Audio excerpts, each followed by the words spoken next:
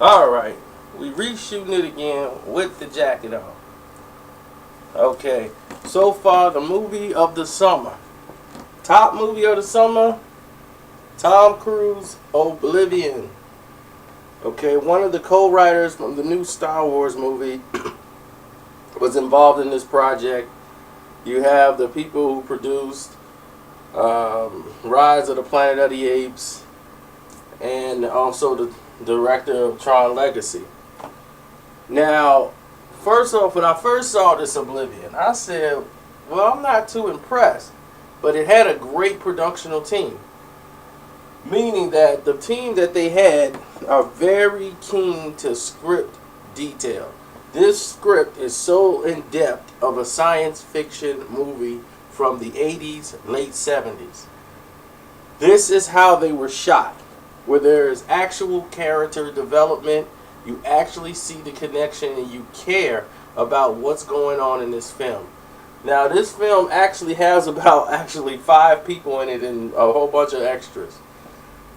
Now, it allows you to get caught in detail with the character and film what's going on in his world, in his mind. And this is a story about a guy who's really stuck, having a hard time dealing with these dreams he's having, these images that he don't even remember. He doesn't know where they come from. Earth is in ruins because there was a war that happened and the police will have to evacuate and go to a moon of Saturn called Helium. So they were there, and they were the mop-up crew, basically making sure that they got resources, water, and everything else, and that some of the aliens were still on the planet scouring the Earth. And they had these drones to protect them, and he was like a repairman to keep fixing the drones and let the drones scavenger out and kill the rest of the aliens. Now, of course, this movie has layers, and then there's plot twists and all these different things that you assume is going to happen. There's some things that happen that you didn't really assume, and they all intertwine in perfectly to make a very interesting and very, I say, a positive ending for a science fiction movie. It was great from start to finish, and a lot of people going to say, well, it'd take a long time for things to really get cooking.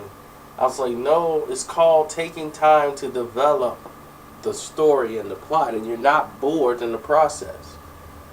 You're anxious to see how this is all going to work, what's going to go wrong, how is it going to go wrong, how everything's going to tie into each other. You're invested in this movie. And that is why Oblivion, so far, is the movie of the year. Now, they brought this movie out to compete with Will Smith's movie, After Earth. The scheduling conflicts, they were going to be a couple of weeks apart from release dates. They were both wanted to come out in May. Well, Will Smith won that debate war of when they wanted to come out. He got the May date, so Oblivion had to come out in April. But they were both scheduled to come out in May.